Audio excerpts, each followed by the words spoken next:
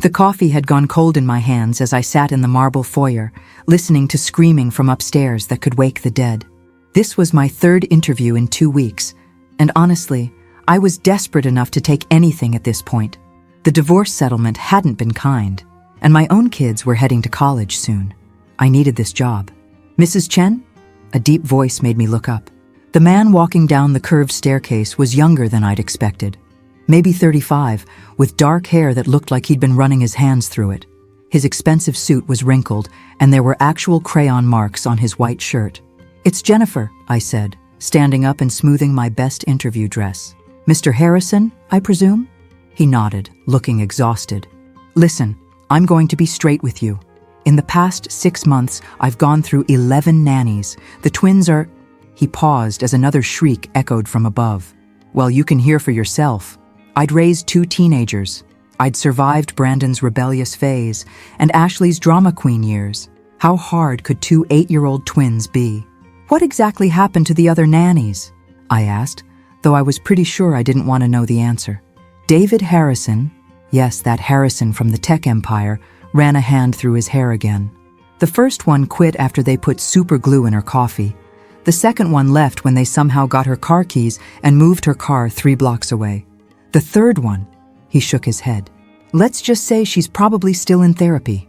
A crash from upstairs made us both wince. "They're not bad kids," he said quickly. They've been through a lot. Their mother died 2 years ago, and they don't trust easily. They seem to think if they make the nannies leave, maybe I'll quit my job and stay home with them." My heart squeezed a little. I knew about loss. I knew about kids acting out when their world fell apart. "I'd like to meet them," I said. He stared at me like I'd just volunteered to wrestle alligators. "Are you sure? Because I should mention, they've booby-trapped the stairs twice this week. I'd survived Ashley putting Nair in my shampoo bottle when she was 15. I figured I could handle some creative 8-year-olds. "Mr. Harrison, I've been doing childcare for over 20 years. I raised 2 kids of my own, and I've worked with families in crisis before. I'm not easily scared off." He led me upstairs, past family photos that showed happier times. A beautiful woman with dark hair laughing, while 2 identical little boys climbed all over her and David. The woman was missing from the more recent photos. "Emma!" "Ethan!" David called as we reached a closed door covered in warning signs that looked like they'd been drawn by the kids themselves. "Keep out! Danger!" and "Nannies not allowed" were scrawled in crayon. The noise inside stopped immediately. David knocked. "There's someone here I'd like you to meet." "We don't want another nanny," came a voice from inside. "We want you to stay home." "Yeah," added another voice. "Nannies are stupid and they smell funny." I stepped forward. "Hi there.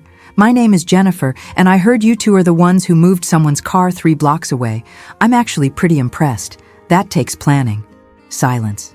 "I also heard you put super glue in coffee, which is honestly genius. Did you know I once put plastic wrap over my son's toilet seat when he kept leaving it up? He never did it again." I heard whispers from behind the door. "Are you another nanny?" came a small voice. "Well, I'm here to talk about it. But first, I'd love to hear about this booby trap situation. I once rigged my daughter's room so that opening the door without the secret code would trigger a bucket of water. Took her 3 tries to figure it out. The door cracked open, and 2 pairs of bright green eyes peered out. They were identical, except for their hair. One had a cowlick that stuck straight up, and the other's was perfectly smooth. "You booby-trapped your own daughter?" asked Cowlick. She kept sneaking into my room and borrowing my jewelry without asking. Desperate times called for desperate measures. The door opened wider. 2 8-year-old boys stepped out, sizing me up like tiny generals evaluating enemy territory. "I'm Emma," said Smoothhair, and I tried not to show my surprise. "This is Ethan." Right. Emma was a girl's name. I quickly adjusted my mental picture. "Nice to meet you both. So, what's the most creative thing you've done to get rid of a nanny?" They looked at each other. Then Emma grinned. "We convinced Mrs. Peterson that the house was haunted by making voices come out of the walls. We used the old intercom system that connects all the rooms," Ethan added proudly. I had to admit, that was pretty clever. Hey, if you're watching this story unfold and you're enjoying it so far, make sure to hit that subscribe button and turn on notifications. I've got more unbelievable true stories coming your way.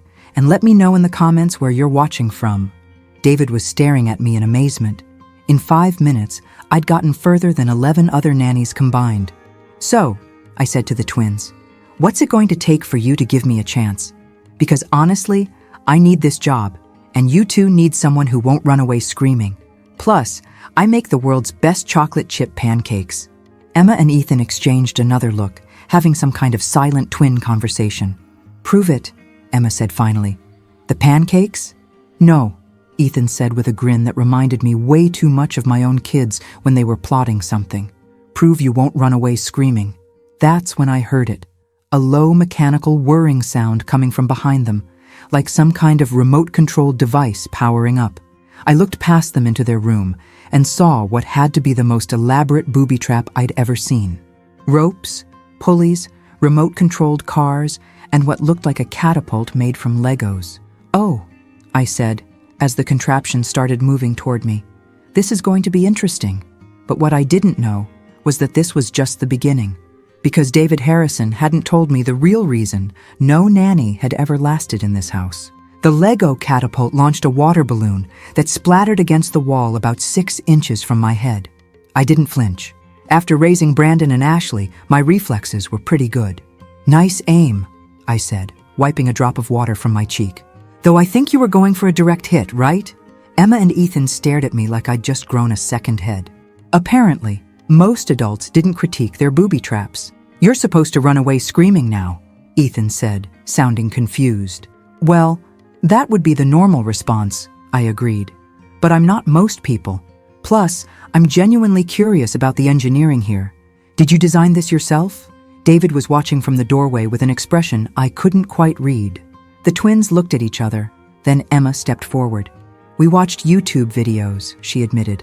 "And Daddy has lots of engineering books. Daddy used to build things with us," Ethan added quietly, before he got too busy. I saw David's face change, guilt washing over his features. This wasn't just about grieving their mother. These kids felt abandoned by their father, too. "Well," I said, kneeling down to their level, "what if we made a deal? I won't run away screaming if you show me how this whole system works. I've got some ideas that might make it even better." "Really?" Emma's eyes lit up. 20 minutes later, we were all sitting on the floor of their room. Even David had joined us, while the twins explained their various nanny deterrent devices. They had motion sensors hooked up to sound effects, fake spiders on fishing line, and a bucket of green slime balanced precariously above the doorway. "The slime was Ethan's idea," Emma said proudly, "but I figured out how to make it triggered by a tripwire." I had to admit, for 8-year-olds, they were pretty brilliant. Destructive and mischievous, sure, but brilliant. "You know what I'm thinking?" I said, studying their setup. "This would make an amazing science fair project, with some modifications, of course, less focused on traumatizing babysitters." "Science fair?" Ethan perked up. "Oh yeah, Rube Goldberg machines are huge in science competitions. You could build something that accomplishes a simple task through a complex chain reaction. Way more impressive than your basic volcano." David was staring at me again. "You really think they could compete? Are you kidding? With this level of creativity and engineering skill, they'd probably win." For the first time since I'd arrived, both twins were looking at their father with excitement instead of defiance. "Could we, Daddy? Could we enter the science fair?" I suppose." David looked overwhelmed. "I could help them prepare," I offered. "If you decide to hire me, that is." We spent the next hour talking, really talking. The twins told me about their mom, how she used to help them build pillow forts and invent crazy contraptions, how their dad used to join in, but after she died, he just worked all the time. "I know he's sad," Emma whispered to me when David stepped out to take a phone call. "But we're sad too, and he doesn't want to play anymore." My heart broke a little more. These weren't problem children. They were grieving children who'd lost not just their mother, but their father too, in a way. When David came back, he looked stressed. "I'm sorry, that was work. There's a crisis with the new software launch and—" "Daddy," Ethan interrupted, "will you help us with the science fair?" David paused, phone still in his hand. The launch is next week, and there are so many problems." I watched both kids' faces fall, and something inside me snapped. Mr. Harrison, could I speak with you privately for a moment? We stepped into the hallway and I took a deep breath. I was about to risk this job before I even got it, but someone needed to advocate for these kids. Those children don't need another nanny who'll just keep them fed and entertained while you work 18-hour days, I said quietly. They need their father. His face went rigid. You don't understand the pressure I'm under. This company supports dozens of families. The software launch will happen with or without you micromanaging every detail, I finished. But your kids are 8 years old.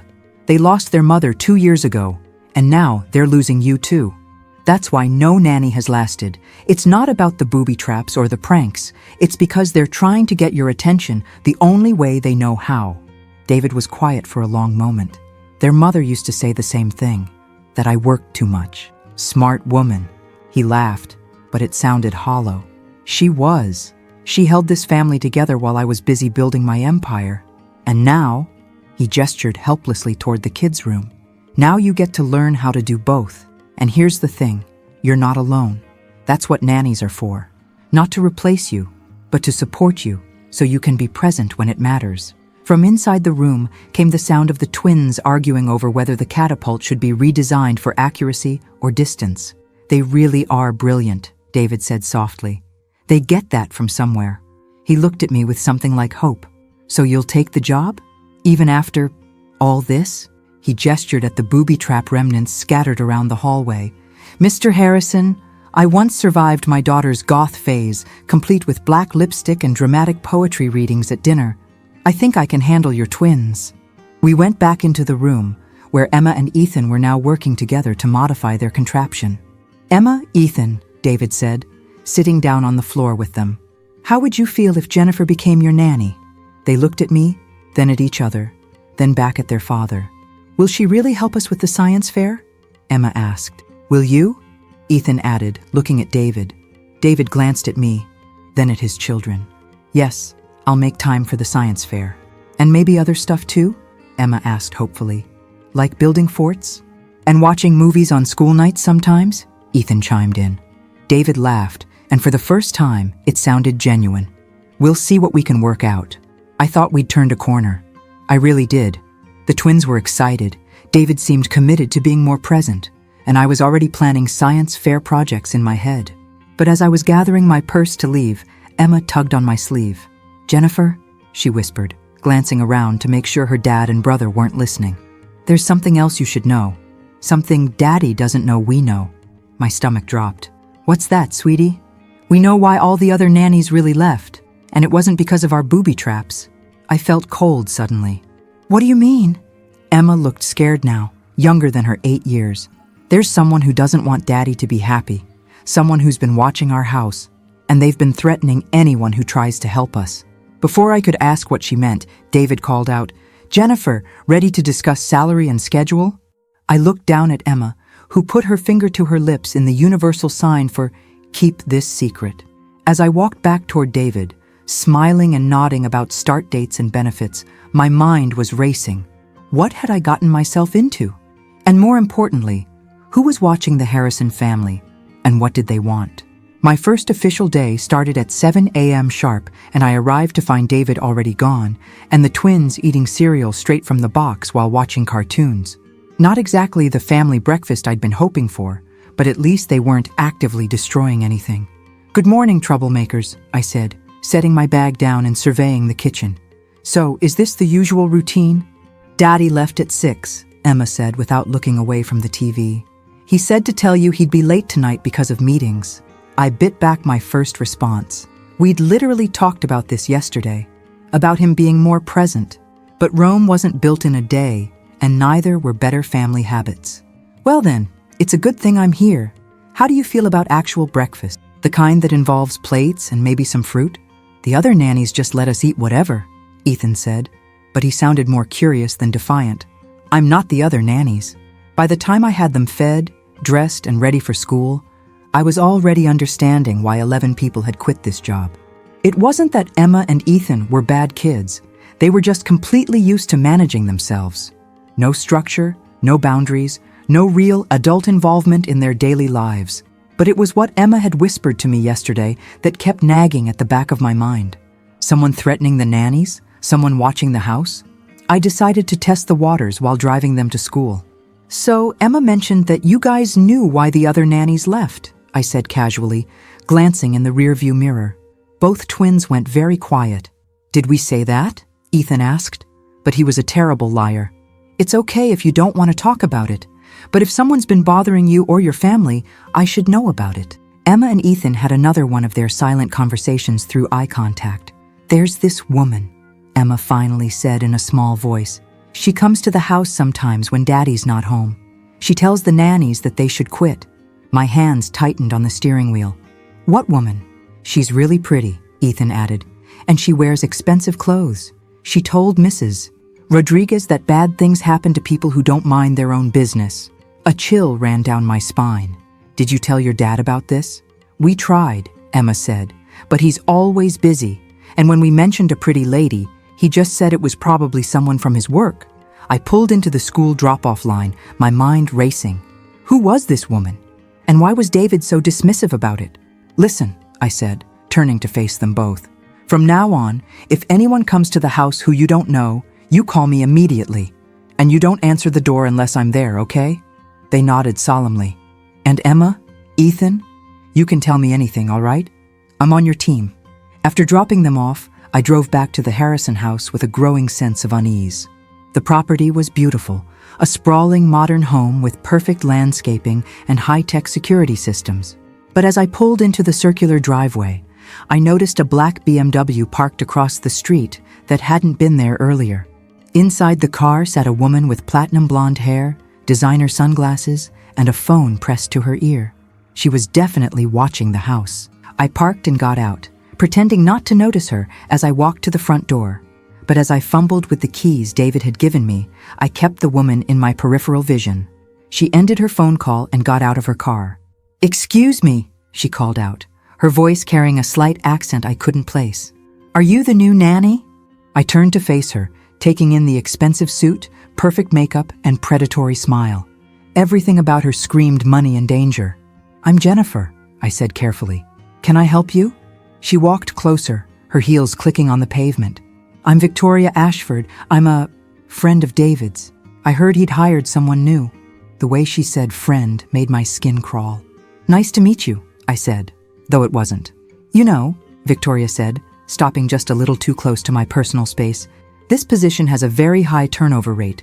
The children are difficult, and David is so busy with work. I'd hate to see you waste your time on a situation that's doomed to fail." There it was, the threat disguised as friendly advice. "Well," I said, matching her fake smile with one of my own, "I've raised 2 teenagers. I don't scare easily." Something flickered in her eyes. "Is that so? Well, I do hope you're more resilient than the others. It would be such a shame if something unfortunate happened to make you reconsider." My blood ran cold, but I kept my expression neutral. "What kind of unfortunate thing?" "Oh, you know, car troubles, problems at your previous job references, family emergencies. Life has a way of creating obstacles when you're in the wrong place at the wrong time." She was threatening me, actually threatening me in broad daylight, standing in front of a house worth millions of dollars. The audacity was almost impressive. "Well," I said, unlocking the front door, "I guess I'll just have to take my chances." I went inside and immediately called David's office. "Mr. Harrison is in meetings all day," his assistant told me. "Can I take a message?" "Tell him Jennifer called about Victoria Ashford. It's important that he call me back." "Victoria Ashford?" The assistant's voice changed. "Oh, she's been trying to reach him for weeks. Should I put her through when she calls?"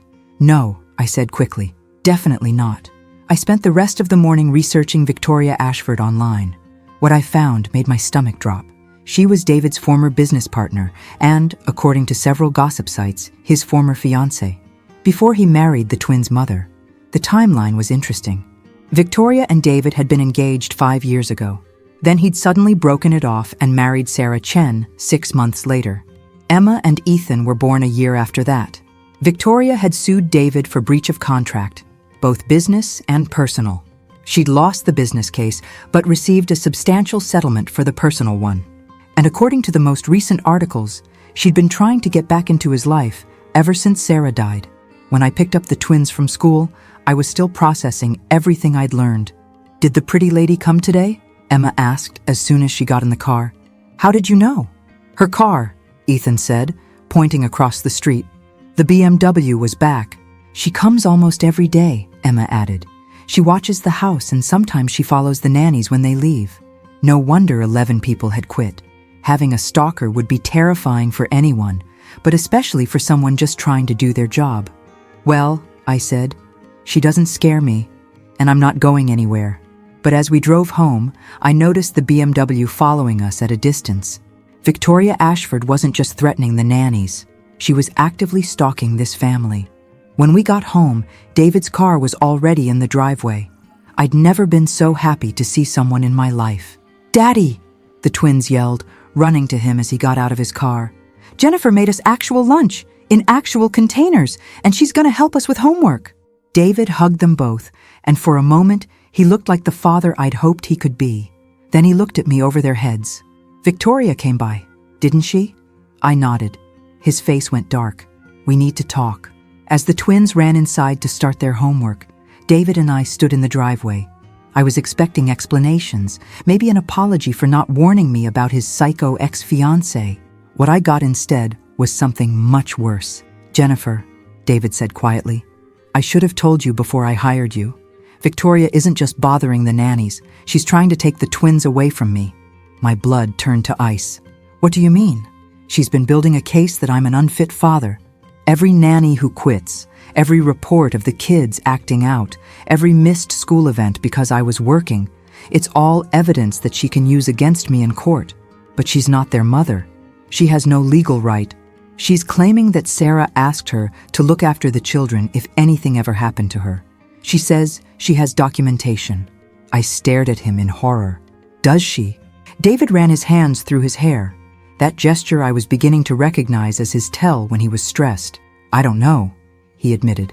"Sarah and Victoria were friends, back when Victoria and I were together. It's possible Sarah said something, signed something." A car door slammed across the street. Victoria was getting out of her BMW again, this time with a manila folder in her hands. "She's coming over here," I said. David cursed under his breath. "Take the twins upstairs, now." But as I turned to go inside, Victoria called out, "David, we need to talk. I have some papers here I think you'll find very interesting." I looked back at David, and the expression on his face told me everything I needed to know. Whatever was in that folder, it was going to change everything. I managed to get Emma and Ethan upstairs and distracted with their science fair project, but I could hear every word of the conversation happening in the living room below. And what I heard made me sick to my stomach. "This is a signed document from Sarah," Victoria's voice carried clearly through the house, "dated 3 months before she died. She explicitly states that if anything happens to her, she wants me to have custody of the children." "That's impossible." David's voice was strained. "Sarah would never." "Wouldn't she? She knew how consumed you were with work. How many school plays did you miss, David? How many soccer games?" She came to me worried that the children would essentially be orphans if something happened to her. I crept to the top of the stairs, trying to hear better. Emma and Ethan were supposed to be working on math homework, but I could tell they were listening too. "Even if that document is real," David said, "which I'm not admitting, you have no legal standing. You're not family." Victoria laughed, and it was a cold sound. "Aren't I?" "We were engaged, David. I was going to be their stepmother. And unlike you, I actually have time to devote to children. I don't have a company to run. You're insane if you think I'll let you take my children. Your children who've gone through 11 nannies in 6 months. Your children who are acting out so badly, they're booby-trapping their own home. Face it, David, you're failing them." My hands clenched into fists. I'd been working with kids for over 20 years, and I knew the difference between bad parenting and a family in crisis. These children weren't neglected. They were grieving and acting out because they missed both their mother and their emotionally distant father. "If you try to take them to court," David said, "I'll fight you with everything I have." "Oh, I'm counting on it. Because every day this drags out in court, every piece of evidence that shows your neglect just strengthens my case." And I have plenty of evidence, David. Photos of the nannies fleeing the house in tears, documentation of the children's behavioral problems, records of you missing parent-teacher conferences, school events, medical appointments. She'd been building a case for months, maybe years. This wasn't just about getting David back. This was about destroying him. "What do you want?" David asked finally. "I want what's best for Emma and Ethan. I want them to have a stable home with someone who actually cares about them more than quarterly reports. And I suppose that someone is you?" "I loved those children before they were even born," Victoria said. And for the first time, her voice sounded genuine. "I was there when Sarah was pregnant. I helped pick out their nursery furniture. I was supposed to be their godmother, David." Wait, there was something in her voice. Pain. Real pain. This wasn't just about revenge or control. Victoria actually believed she was doing what was best for the twins, which somehow made her even more dangerous. "Sarah chose me," David said quietly. "Not you. She married me." "Sarah settled for you," Victoria snapped, the mask slipping completely. "She knew I was in love with you, and she swooped in the minute we had problems. She stole the life that should have been mine." And there it was, the real truth. This wasn't about the children at all. It was about David. Victoria had lost him once, and now she was going to use his own children to get him back. I heard footsteps moving toward the front door. "Think about my offer, David. We can do this the easy way or the hard way, but either way, those children deserve better than a father who's never home." The door slammed, and I heard David's heavy breathing from the living room. "Daddy?" Emma's small voice came from behind me. I turned to find both twins standing in the doorway of their room, looking terrified. "Is that lady going to take us away?" Ethan whispered. My heart broke. They'd heard everything. "No," I said firmly, moving to gather them both in a hug. "No one is taking you away from your dad." "But what if she's right?" Emma asked. "What if Daddy doesn't really want us? What if we're too much trouble?" "Oh, sweethearts." I knelt down to their level. "Your daddy loves you more than anything in the world. And sometimes when grown-ups are sad and scared, they don't know how to show love the right way. But that doesn't mean the love isn't there." David appeared at the top of the stairs, looking haggard. "How much did you hear?" he asked the twins. "All of it," Emma said in a small voice. David sat down on the floor with us, pulling both children close. "I want you to listen to me very carefully," he said. "No one, and I mean no one, is taking you away from me. That woman is angry, and she's saying things to try to hurt our family. But she can't take you. I won't let her." "But what if the judge believes her?" Ethan asked. "What if they think you don't want us?" David was quiet for a moment, and I could see him struggling with something. "You know what?" he said finally. "She's right about one thing. I haven't been a very good dad since Mom died. I've been so scared of doing something wrong, so scared of not being enough for you, that I just hid in my work instead."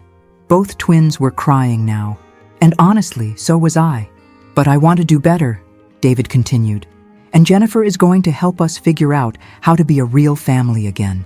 The three of us together. 4 of us," Emma corrected, looking at me. "Jennifer's family too now." I felt my heart swell. In less than 48 hours, these children had claimed me as their own. "That's right," David said, meeting my eyes over the twins' heads. 4 of us. We spent the next hour talking, really talking. The twins asked questions about their mother, about the legal situation, about what would happen next. David answered honestly, but age-appropriately, and I watched him slowly transform from the overwhelmed workaholic I'd met into the father these children needed.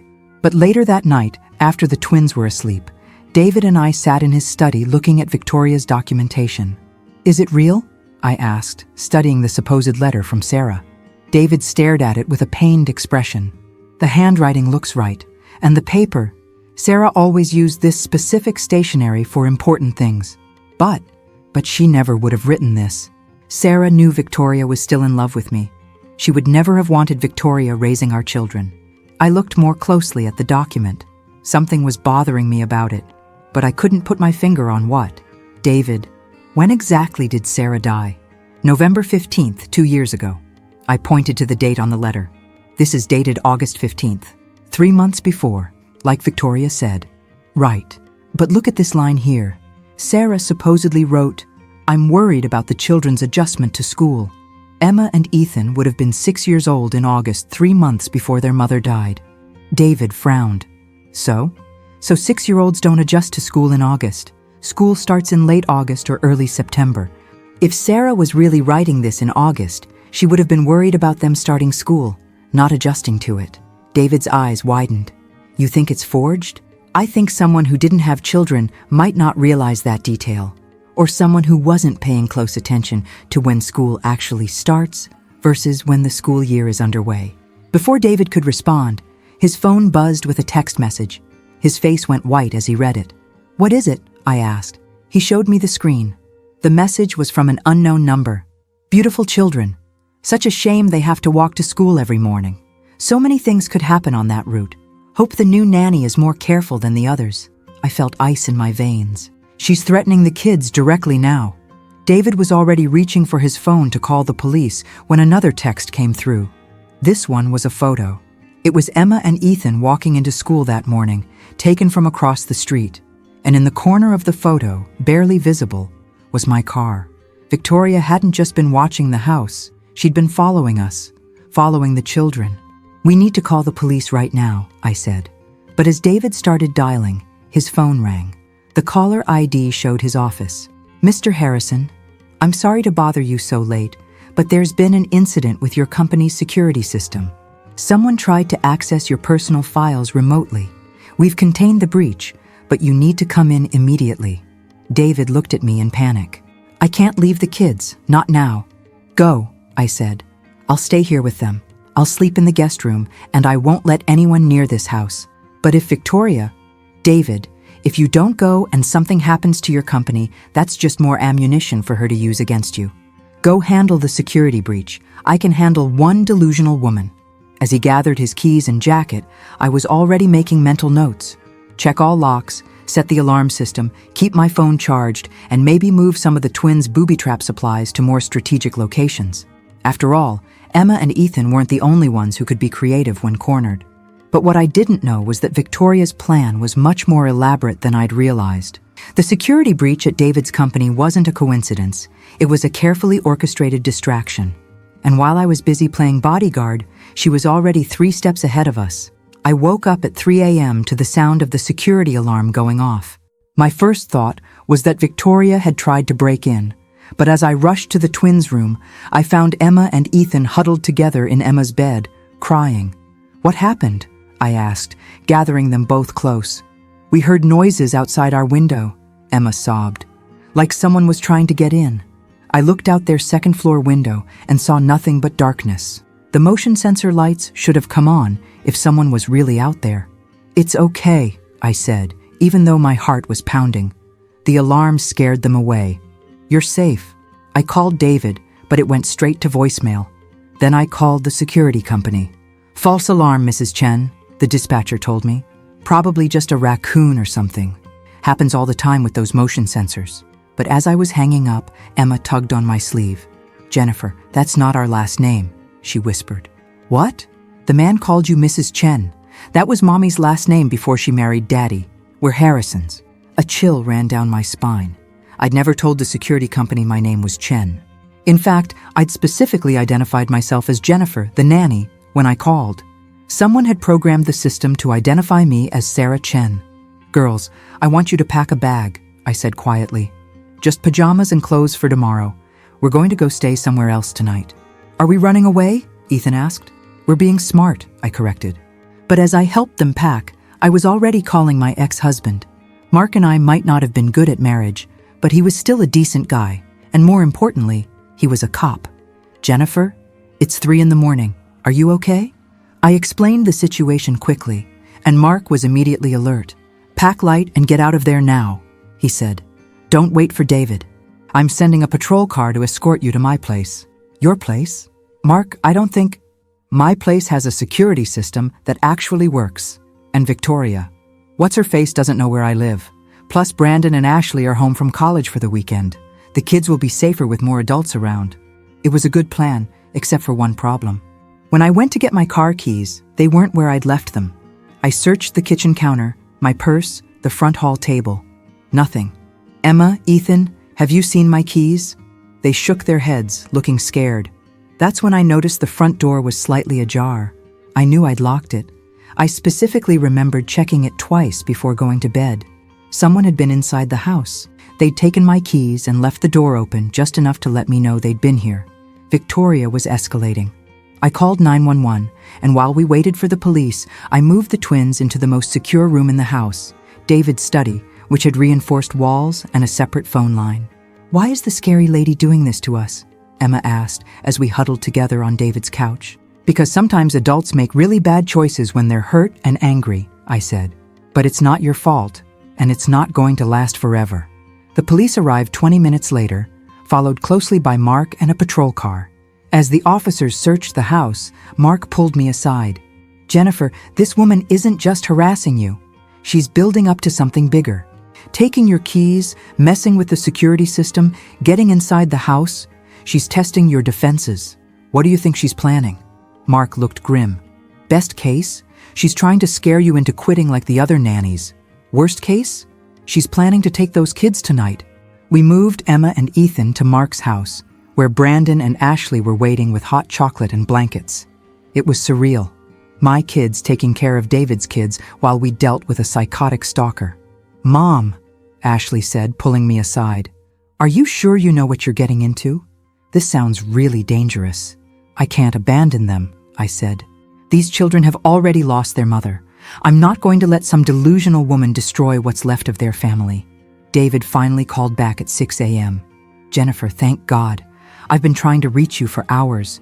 The security breach was worse than we thought. Someone accessed all my personal files, including home addresses, the kids' school information, your employment records. David, someone broke into your house last night." Silence. "What?" I told him everything, the alarm, the missing keys, the security company calling me by Sarah's name. "I'm coming home right now," he said. "Don't go to the house. Come to this address." I gave him Mark's information. "And David, call your lawyer. We need to move fast." By the time David arrived, I'd already been on the phone with my own contacts. 20 years of working with families meant I knew people, including a private investigator who specialized in custody cases. "Jennifer," David said, wrapping both twins in a huge hug. "I'm so sorry. I should never have left you alone to deal with this. It's not your fault," I said. "But we need to get serious about stopping her." Mark had been doing his own research. "Victoria Ashford has a record," he announced. "Nothing major. Harassment charges from previous relationships, a restraining order that was dropped, some financial irregularities in her business dealings. The pattern is clear. When she doesn't get what she wants, she escalates." "What does that mean for the twins?" David asked. "It means she's not going to stop with intimidation tactics," Mark said bluntly. "She's going to try to take them." That's when my private investigator friend Lisa arrived.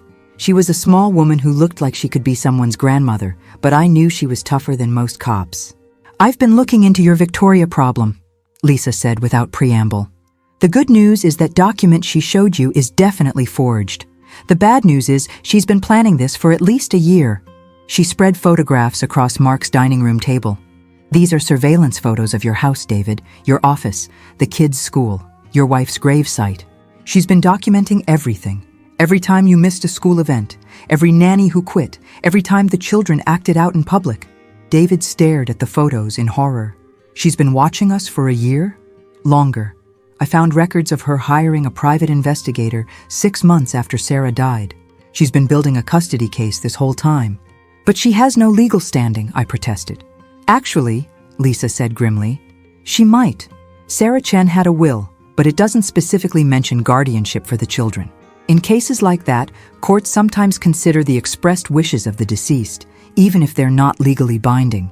"So the forged letter could actually work?" David asked. "If she can prove Sarah really wanted her to have custody, yes. Especially if she can also prove you're an unfit parent." Emma and Ethan had been listening from the living room, and now they came into the dining room. "Are we going to have to live with the scary lady?" Emma asked in a small voice. "No," David said firmly. "Absolutely not." "But what if the judge believes her?" Ethan asked. "What if she really does have a letter from Mommy?" Lisa looked at the twins thoughtfully. "How well do you remember your mom's handwriting?" "Really well," Emma said. "She used to write us notes for our lunch boxes every day. And she helped us with homework," Ethan added. She wrote stuff down all the time. Lisa pulled out the forged letter. Does this look like your mom's handwriting? Both twins studied it carefully. Kind of, Emma said slowly. But what? Mommy always dotted her I's with little hearts, Ethan said. She did it on everything, even grown-up stuff. Lisa and I looked at the letter. Every single I was dotted with a regular dot. She did hearts on everything, Emma confirmed, even when she wrote checks or signed papers for school. That's great, Lisa said, making notes. What else? She never wrote the date like that, Emma said, pointing to the header. She always wrote it like August 15th, with the th part. And she always wrote dear at the beginning of letters, even to us. I looked at the forged letter again. The date was written as 8/15, and it started with, to whom it may concern. This is good, Lisa said. Really good. But we need more than handwriting inconsistencies. That's when David's phone rang. It was his lawyer. David, we have a problem. Victoria Ashford just filed for emergency custody of your children. She's claiming they're in immediate danger due to the security breach at your home. David went pale. What does that mean? It means there's going to be a hearing tomorrow morning. And if the judge believes her claims, he could grant temporary custody while we sort out the larger issues. I felt the bottom drop out of my world. After everything we'd been through, Victoria might actually win. There's one more thing, the lawyer continued. She's claiming that you hired an unstable nanny who's been putting the children at risk. She has photos of them at an unknown location instead of their own home. Mark's house. She'd been watching us even here. David, I said quietly, I think it's time to tell you something. Victoria didn't just break into your house to scare us. She was looking for something specific. What do you mean? I pulled out my phone and showed him a photo I'd taken that morning while the twins were sleeping. It was of David's study, and there was something missing from his desk. Your wedding photo with Sarah, I said. The one where she's signing the marriage certificate. Victoria took it. David stared at the photo, then at me. Why would she want our wedding photo? Because Sarah's signature is on that marriage certificate.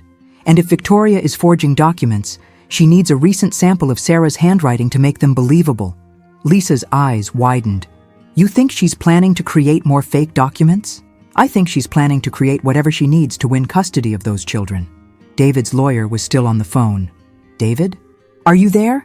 We need to meet tonight to prepare for tomorrow's hearing. We'll be there, David said. All of us. As we started gathering our things to leave, Emma tugged on my sleeve. Jennifer, are you going to leave us now? Like all the other nannies? I knelt down and looked her straight in the eyes. Emma, I promise you, I'm not going anywhere. No matter what happens tomorrow, I'm going to fight for you and Ethan and your dad. We're a family now, remember? But even as I said the words, I was terrified that tomorrow's hearing would be the end of everything we'd built together. Because Victoria Ashford had been planning this for over a year, and she held all the cards. All we had was the truth, and sometimes that wasn't enough. The courthouse at 8 a.m. was not where I'd expected to spend my third day as a nanny. But there I was, sitting next to David while his lawyer shuffled through papers and looked increasingly worried. She has a lot of documentation, Attorney Miller warned us. Photos, witness statements from former nannies, school records showing missed conferences, medical records showing missed appointments. All of which can be explained, David said tightly. I was grieving. I was trying to keep my company afloat while raising 2 children alone. I understand that, but judges see patterns, and the pattern Victoria is presenting shows a father who prioritizes work over his children's well-being. Emma and Ethan sat on either side of me, holding my hands so tightly I was losing circulation. They were dressed in their best clothes, looking far too grown up for 8-year-olds who should have been getting ready for school. Are they going to ask us questions? Emma whispered. Maybe, I said softly. But if they do, just tell the truth. About how much you love your dad. About how you feel safe with him. What if they don't believe us? Ethan asked.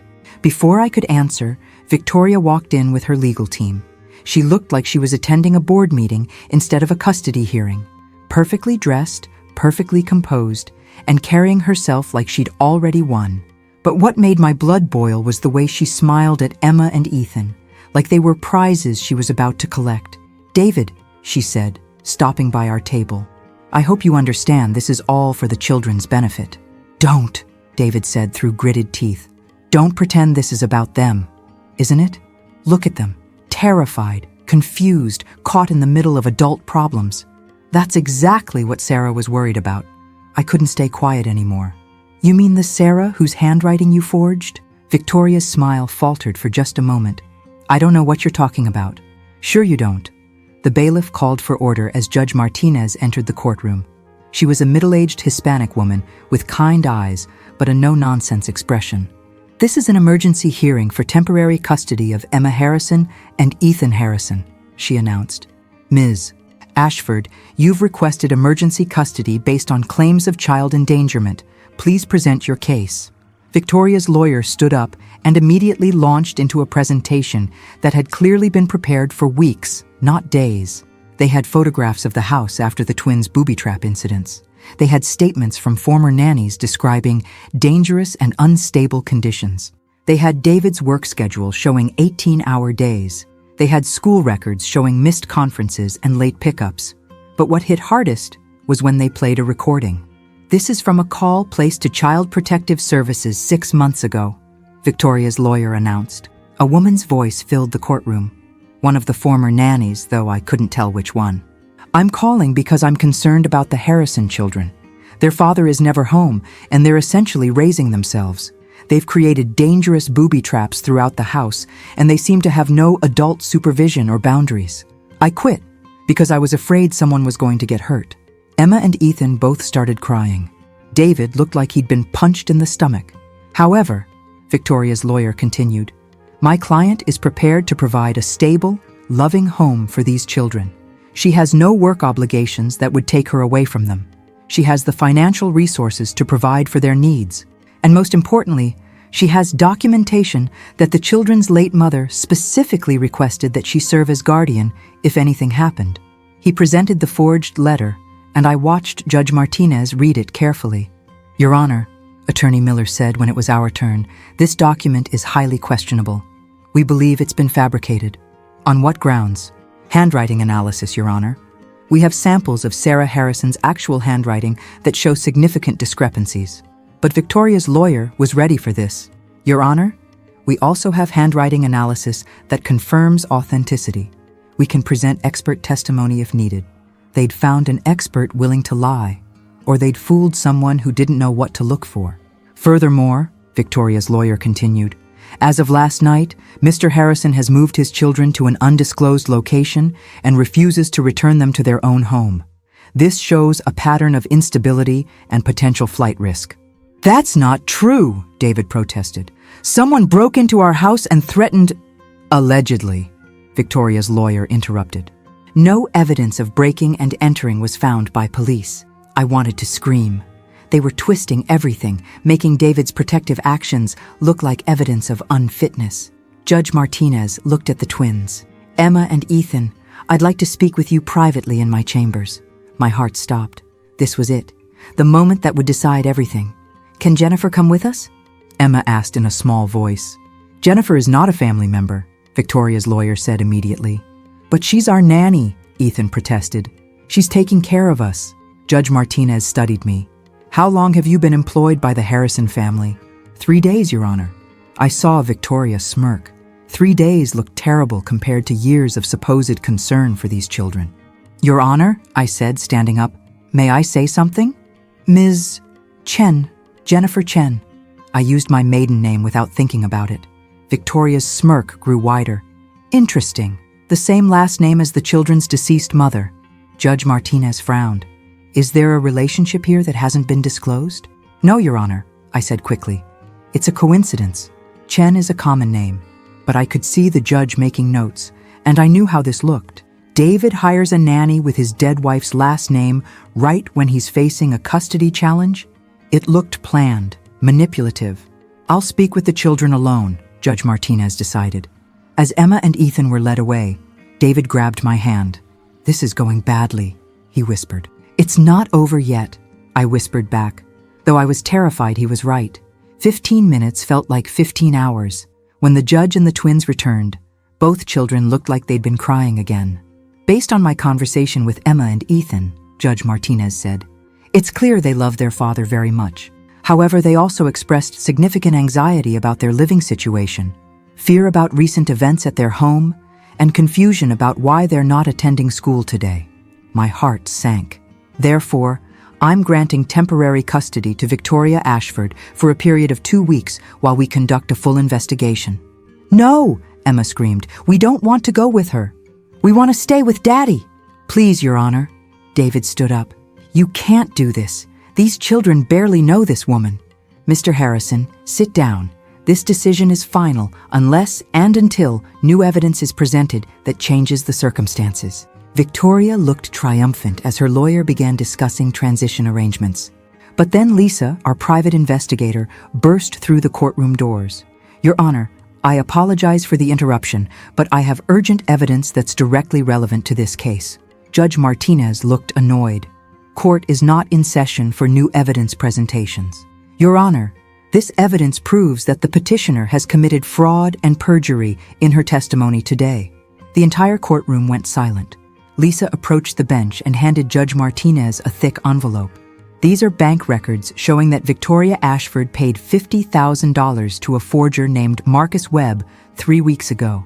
Mr. Webb specializes in historical document recreation and has been arrested twice for fraud. We also have security footage of Ms. Ashford meeting with Mr. Webb and exchanging documents. Victoria's face went white.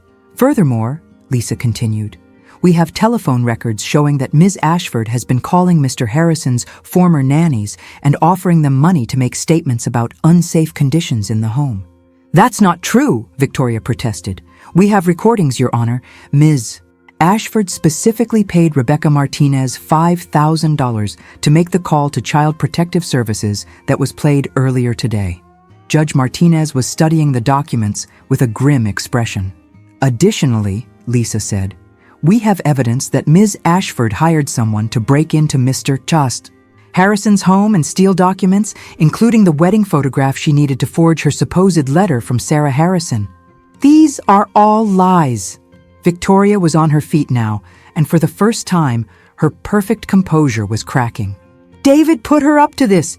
He's trying to frame me. But Judge Martinez had seen enough. Ms.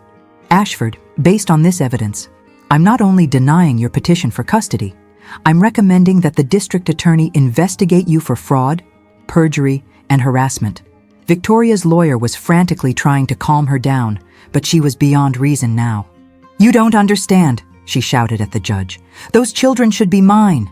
Sarah stole David from me, and now she's dead, and I deserve. Bailiff, Judge Martinez said calmly. As Victoria was escorted out of the courtroom, still screaming about her rights and what she deserved, Emma and Ethan ran to David and threw their arms around him. Are we going home, Daddy? Emma asked. Yes, David said, holding them both tight. We're going home. But as we walked out of the courthouse, I couldn't shake the feeling that this wasn't over. Victoria had been planning this for over a year, and people that obsessive don't just give up because of one legal setback. I was right to be worried, because Victoria Ashford had one more card to play, and this time, she was going to target me directly. We should have gone straight home after the hearing, but David insisted on stopping for ice cream to celebrate. Emergency ice cream, he called it, and for the first time in days, Emma and Ethan looked like normal kids again, arguing over flavors and getting chocolate on their clothes. I was checking my phone when a text came from an unknown number. Enjoy your victory. It won't last long. I know things about Jennifer Chen that will destroy everything. My blood ran cold. Victoria knew something about me. What could she possibly know that would matter? Jennifer? David noticed my expression. What is it? I showed him the text, and his face went grim. She's bluffing, he said. She's desperate. But I wasn't so sure. Victoria had been thorough about everything else. If she'd investigated me, my phone rang. It was Lisa, the private investigator. Jennifer, we need to talk, now. Are you somewhere private? I'm with David and the kids. What's wrong? Can you get away for a few minutes? This is important. I told David I needed to take a call and stepped outside the ice cream shop. Lisa, what's going on? Victoria Ashford didn't just investigate David and the kids, Lisa said. She investigated you too, deeply, and she found something. My mouth went dry. What kind of something? Jennifer, why didn't you tell me you were arrested 15 years ago? The world seemed to tilt sideways. That arrest, I'd thought it was sealed, forgotten, buried in the past where it belonged. It was a misunderstanding, I said weakly. The charges were dropped, I know, but the arrest report still exists, and Victoria has a copy. 15 years ago, when Brandon was 10 and Ashley was 8, my ex-husband Mark had been going through one of his bad periods. Drinking too much, staying out all night, coming home angry and looking for fights.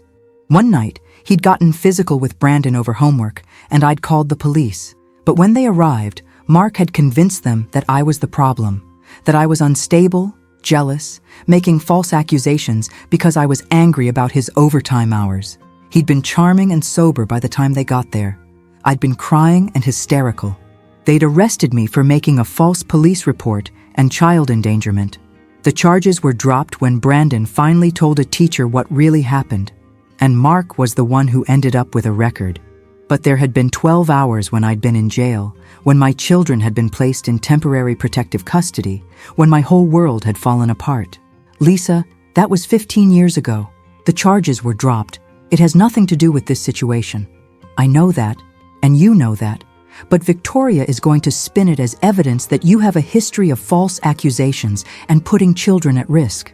She's going to claim that David hired you specifically because of your last name, to manipulate the twins emotionally. I could see David inside the shop, laughing at something Emma was saying, looking more relaxed than I'd seen him since I'd met him. The twins were animated, happy, secure. Victoria was going to destroy all of that. There's more, Lisa said quietly. She found out about your financial situation, the divorce settlement, the debts, the fact that you lost your previous job because your employer had to downsize. What does that have to do with anything? She's going to claim you're desperate enough to do anything to keep this job, including lie to protect David, manipulate the children, whatever it takes. I closed my eyes. Victoria was right about one thing. I was desperate. I needed this job, and not just for the money. In 3 days, these children had become my children too. David had become important to me in a way that scared and thrilled me at the same time. Jennifer, are you still there? Yeah, what do? We get ahead of it. We tell David everything before Victoria can use it against us. We present it as part of your qualifications. You understand what these kids are going through because you've been through trauma yourself. I looked through the window at David. He was wiping chocolate off Ethan's face while Emma told him something that required elaborate hand gestures. How do you tell someone you've only known for 3 days that you were once arrested for child endangerment? How do you explain that you understand his children's pain because you'd once had your own children taken away, even briefly? I'll tell him tonight, I said finally. Good, because Victoria's filing new motions tomorrow morning. She's not giving up.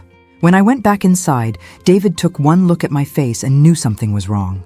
Kids, why don't you finish your ice cream while I talk to Jennifer for a minute? We stepped to the far corner of the shop. Victoria found something, didn't she? He said. David, there's something I need to tell you about my past. Something that's going to come out whether I tell you or not. I explained about the arrest, about Mark, about the 12 hours that had nearly destroyed my family. David listened without interrupting, his expression unreadable. So you see, I finished, Victoria's going to make it sound like I'm unstable, like I have a history of false accusations and putting children at risk. David was quiet for a long moment. Jennifer, he said finally, you called the police because your husband was hurting your child. Yes, but... And when the system failed you, you found another way to protect your kids. The charges were dropped, but the arrest is still on my record. The arrest that happened because you tried to protect a 10-year-old boy from an abusive father. David's voice was getting louder. That's not a mark against you. That's evidence that you'll do whatever it takes to keep children safe. Victoria won't see it that way. I don't care how Victoria sees it. David grabbed my hands. Jennifer, in 3 days, you've done more for my children than anyone has in 2 years. You stood up to a stalker, you figured out her document was forged, you helped them feel safe and loved. You think I care about something that happened 15 years ago when you were protecting your own kids? Relief flooded through me, but it was short-lived. There's something else, I said. Something Victoria doesn't know about yet, but she might find out. What? I took a deep breath. I'm falling in love with you. David stared at me. What? I know it's crazy. I know it's too fast. But watching you with Emma and Ethan, seeing you fight for them, the way you've started to open up and be present with them, I can't help it. And Victoria's going to claim that compromises my judgment, that I'm not acting in the children's best interests. I'm acting in my own. David was still staring at me. Say something, I whispered. Jennifer, he said slowly, I hired you 3 days ago, and you've already become essential to this family. You've made my children laugh for the first time in months. You've made me remember what it feels like to be part of a team instead of struggling alone. David, I'm falling in love with you too, he said. And yeah, Victoria's going to use that against us, but I don't care. He kissed me then, right there in the ice cream shop, and I heard Emma make a disgusted noise, and Ethan say, Gross, are you guys going to get married? We broke apart, laughing. Maybe someday, David said, looking at the twins. How would you feel about that? Does that mean Jennifer would be our mom? Emma asked. Stepmom, I corrected gently. You already had the best mom in the world. I could never replace her. But you could be our bonus mom, Ethan said thoughtfully. Like a mom who's added to the family instead of our real mom. I felt tears in my eyes. I like that, bonus mom. We were all smiling as we walked to the car, feeling like maybe we'd actually won. Maybe we could be a family. But Victoria was waiting for us in the parking lot. Touching scene, she said, stepping out from behind a car. Really? I'm sure the judge will be very interested in this new development. She had her phone in her hand, and I realized she'd been recording us. The nanny falls in love with the grieving widower, she continued. How convenient. How calculated. Tell me, Jennifer, was this part of the plan from the beginning? Victoria, you need to leave us alone, David said, moving the twins behind him. Oh, I will, after tomorrow's hearing, because I have some new information that's going to change everything. She looked directly at me. Tell me, does David know about your arrest record? About why you really lost your last job? I lost my last job because of budget cuts, I said. Did you? Or did you lose it because one of your previous employer's children accused you of inappropriate behavior? My blood turned to ice. That's not true, isn't it? I have statements, Jennifer, from the Morrison family about how their daughter complained that you were too huggy and made her uncomfortable. I felt sick. The Morrison job had been 2 years ago, and yes, their 7-year-old daughter had gone through a phase where she didn't want to be hugged or touched by anyone except her parents. It was completely normal developmental behavior, and I'd respected her boundaries completely. But Victoria was twisting it into something sinister. You're lying, David said. Am I? I guess we'll find out tomorrow.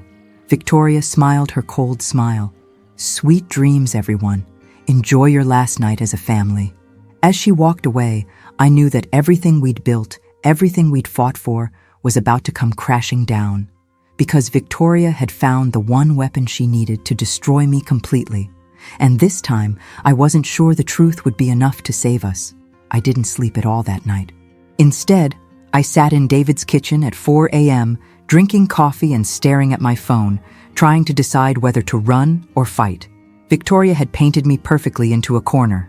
A desperate woman with an arrest record and suspicious allegations about inappropriate behavior with children. A woman who'd fallen in love with her employer after 3 days on the job. A woman whose last name matched the dead wife's, making the whole situation look calculated and manipulative. On paper, I looked like exactly the kind of person who shouldn't be around children. You're up early, David said, padding into the kitchen in his pajamas. I couldn't sleep. He poured himself coffee and sat across from me. Jennifer, whatever Victoria throws at us today, we'll handle it together. What if we can't? What if the judge believes her? Then we appeal. We fight. We don't give up. David, maybe I should step aside. Maybe you'd have a better chance without me. He reached across the table and took my hands. Don't you dare. You're not just Emma and Ethan's nanny anymore. You're part of this family. We stand together or we fall together. At 6 a.m., Lisa called with an update that made my stomach drop even further. Jennifer, Victoria's filed 3 new motions. 1 to have you removed from the home immediately due to safety concerns. 1 to have David's custody suspended pending a full investigation. And 1 to have the children placed in her care as emergency protective custody. Can she do that? She can try, and with the evidence she's presenting, it's going to be close. By the time we got to the courthouse, Victoria had assembled an impressive legal team. She'd also brought witnesses, including Rebecca Martinez, the former nanny who'd admitted to taking money for false statements, but who was now claiming she'd been coerced by Lisa into lying. "Your Honor," Victoria's lead attorney announced, "we have evidence that Mr. Harrison and his current nanny have engaged in a pattern of deception and manipulation designed to undermine these proceedings." They presented the recording of David and me at the ice cream shop, edited to make our relationship look calculating and inappropriate. They presented my arrest record, framed as evidence of instability and false accusations. They presented statements from the Morrison family, twisted to suggest inappropriate behavior with children. But the killing blow came when they brought in Dr. Patricia Wells, a child psychologist. "In my professional opinion," Dr. Wells testified, "Emma and Ethan Harrison are showing clear signs of emotional manipulation. They've been coached to express loyalty to their father and his new partner, despite being in an unstable and potentially dangerous environment." "That's not true," Emma shouted from the gallery. "Nobody coached us. We love Daddy and Jennifer." Judge Martinez called for order, but the damage was done. Even the twins' passionate defense looked like evidence of manipulation. Attorney Miller did his best, but we were drowning in accusations and implications. Every positive thing about our situation was reframed as suspicious or calculated. Then Victoria herself took the stand. "Your Honor, I loved Sarah Harrison like a sister. When she died, I promised myself I would look after her children. I've watched David spiral into workaholism and denial. I've watched those beautiful children cry themselves to sleep, wondering why Daddy doesn't have time for them anymore. She was good, really good. Tears at exactly the right moments, voice breaking with emotion, hands trembling as she spoke about Sarah's final wishes. And now he's brought in this woman, someone with a history of making false accusations, someone who lost her previous job under suspicious circumstances. And he's moving so fast that those children don't know what's real anymore." Victoria looked directly at Emma and Ethan. "I know you think you love Jennifer, but sweethearts, adults sometimes lie to children to get what they want. Real love is patient. Real love doesn't happen in 3 days." I watched Emma's face crumble, doubt creeping in. 8-year-olds don't understand the difference between manipulation and genuine connection. To them, Victoria's words sounded reasonable, adult, trustworthy. "Furthermore," Victoria continued, "I believe Jennifer Chen targeted this family specifically. She's desperate financially, she's used her maiden name to create emotional connections with the children, and she's seduced David into believing she's the solution to all his problems." "Objection," Attorney Miller said. "Speculation. Sustained, but I'll allow the witness to continue." Victoria's voice dropped to a whisper. "Your Honor, Sarah made me promise that if anything ever happened to her, I would make sure her children were safe and loved. I failed her for 2 years, watching from the sidelines while David struggled. I won't fail her anymore." When she finished, there wasn't a dry eye in the courtroom. Even Judge Martinez looked moved. Then it was our turn. Attorney Miller called character witnesses, teachers who spoke about Emma and Ethan's recent improvement in behavior, neighbors who'd seen the positive changes in the family dynamic, even Mark, my ex-husband, who testified about my character and dedication to children. But I could see it wasn't enough. Victoria had built a compelling narrative, and we were just poking holes in it. Finally, Attorney Miller called me to the stand. "Ms. Chen, did you target the Harrison family specifically for employment?" "No. I responded to a job posting like I would any other." "Are you romantically involved with Mr. Harrison?" I glanced at David, then at the twins. This was the moment of truth. "Yes, but that developed after I started working for the family. Not before." "Is it true that you were arrested 15 years ago?" "Yes, for trying to protect my son from an abusive situation." "Is it true that you lost your previous job due to allegations of inappropriate behavior?" "I lost my previous job due to budget cuts." The Morrison family's daughter went through a normal developmental phase where she preferred not to be touched by anyone except her parents. I respected those boundaries completely. Victoria's attorney stood for cross-examination, and I knew this was where everything would fall apart. "Ms. Chen, isn't it true that you needed this job desperately?" "I needed a job, yes." "Isn't it true that you were facing eviction from your apartment?" My heart sank. She'd done her homework. "I was behind on rent, yes." And isn't it true that this job pays significantly more than your previous positions? Yes. So you had strong financial motivation to do whatever it took to keep this position? I had motivation to do my job well? Yes. Including seducing your employer? Objection! Attorney Miller stood up. Withdrawn. Ms. Chen, how many of your previous employers have you fallen in love with? None. So this is unusual behavior for you? I saw the trap, but there was no way around it. Yes. Unusual enough that a reasonable person might question your motivations? I looked out at the courtroom. David was watching me with encouragement in his eyes. Emma and Ethan were holding hands, looking scared. Victoria was smiling that cold smile. Yes, I said quietly. A reasonable person might question my motivations. Thank you. No further questions. As I stepped down from the witness stand, I felt like I'd just sealed all our fates.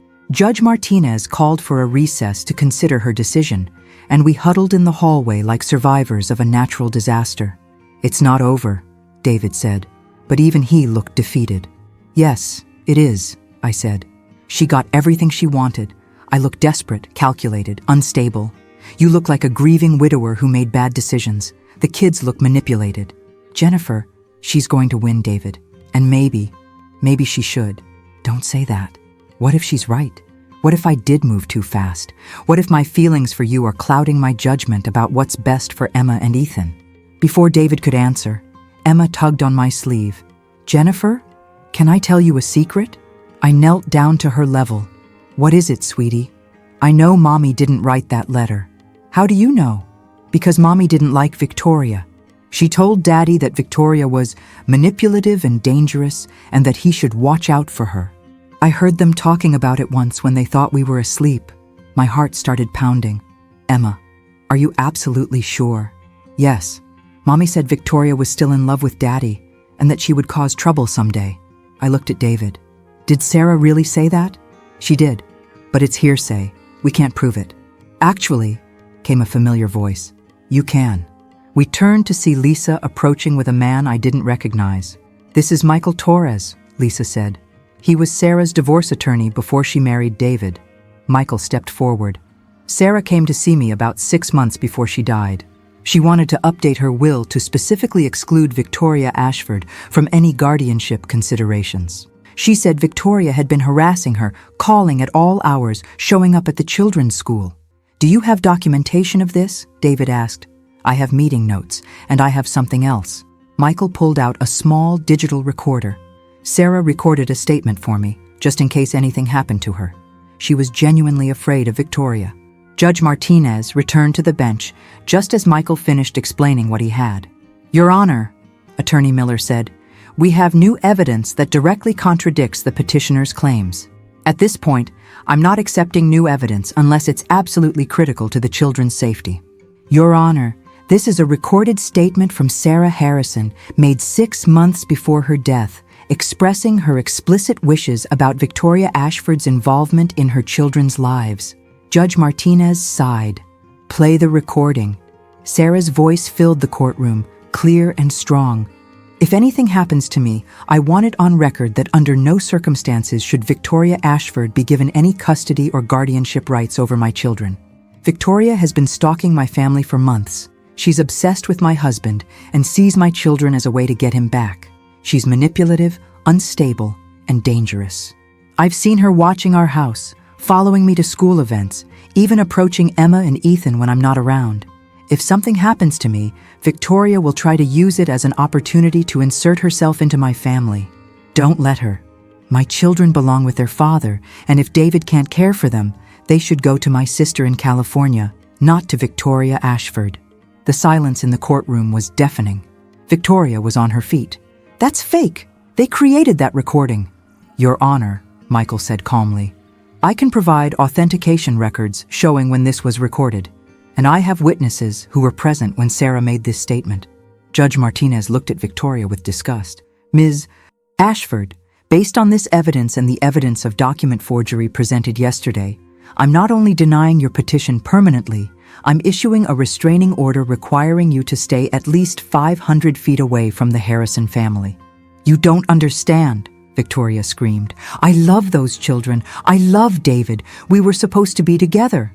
Bailiff, Please escort Ms. Ashford out of my courtroom."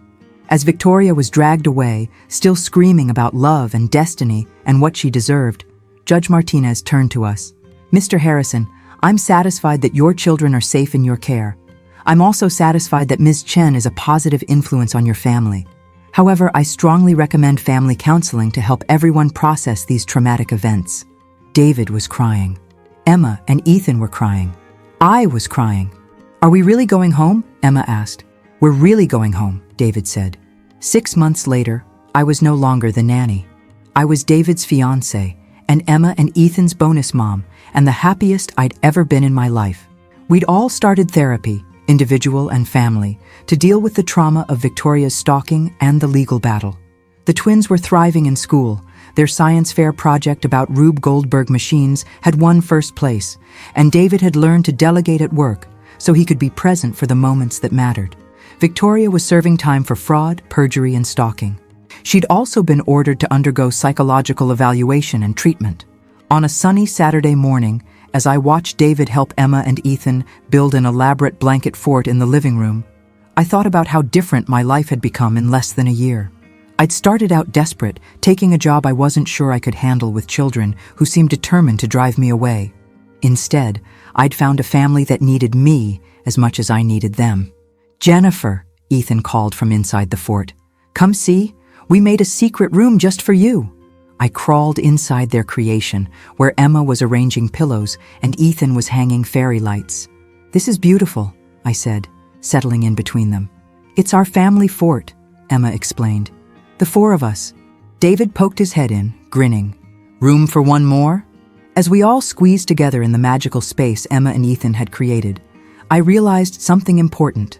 Sometimes the jobs that seem impossible are just the ones that change your life forever.